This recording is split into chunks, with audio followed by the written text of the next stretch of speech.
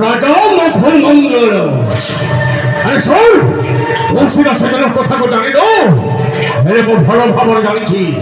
ମୋ ବାପା ତୋ ବାପା ପାଖରେ କଣ ଟିକେ ଭୁଲ କରିଦେଲା ବୋଲି